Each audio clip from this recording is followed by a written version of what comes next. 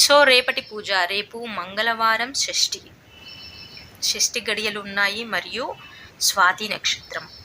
రేపు ఎవరైతే ఉదయాన్నే లేచి దుర్గాదేవి ముందు దీపం పెట్టి మరియు విశేషంగా దుర్గా కవచం చదువుకొని, అదే విధానంగా రేపు కందులు అంటారు కదా, కందిపప్పు, ఆ కందులని అమ్మవారి ముందు ఆకుపైన పెట్టేసి వాటి మధ్యలో మట్టి ప్రమిద పెట్టి నెయ్యి పూసి దీపం వెలిగించి కుజ రుణ విమోచన స్తోత్రాన్ని చదువుకోవాలి.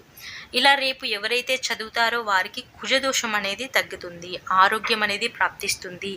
రేపు అత్యంత విశేషమైన రోజు. రేపు కుజ రుణ విమోచన స్తోత్రాన్ని పారాయణం చేసుకోండి. రేపు ఉప్పు లేని ఆహారాన్ని అంతా సేవించండి. మీ జాతకంలో కుజదోషం పోతుంది మరియు వివాహం లేని వారికి వివాహం ప్రాప్తిస్తుంది. మరియు ఆరోగ్యాన్ని కావాలి, ఆరోగ్యం మంచిగా ఉండాలనుకునే వారు కూడా ఇది ఆచరించవచ్చు.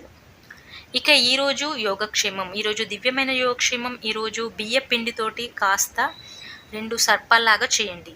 తర్వాత ఎక్స్ గుడ్డు అంటారు కదా, అలా 4 చేయండి. ఒకవైపు ఒక సర్పము, రెండో వైపు రెండో సర్పం, చిన్నగా సన్నగా 1 ఇంచు కన్నా పొడవుగా ఉండకూడదు. అలా పిండితోటి చేసి వాటిని ఒక చిన్న ప్లేట్లో పెట్టుకోండి. ఎగ్స్ కూడా మధ్యలో 4 చిన్నగా పెట్టుకో. ఎగ్స్ అంటే ఎగ్స్ కాదండి, పిండితోటి చేసినవి.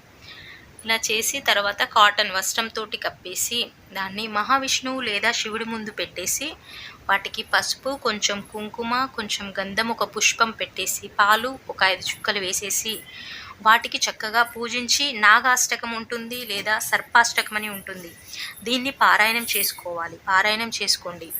లేదా నవనాగ స్తోత్రం ఉంటుంది, దాన్నైనా పారాయణం చేసుకోండి. ఇవేమీ రాకపోతే నాగరాజాయ నమః లేదా సర్పరాజాయ నమః, మాకు ఎటువంటి సర్పదోషాలున్నా కూడా తగ్గిపోవాలి, మా వంశం వృద్ధి చెందాలి, అంతేకాదు సంతానం లేని వారికి సంతానం కావాలి అని కోరుకోండి. ఖచ్చితంగా త్వరలోనే మీకు ఆ కోరిక అనేది నెరవేరుతుంది.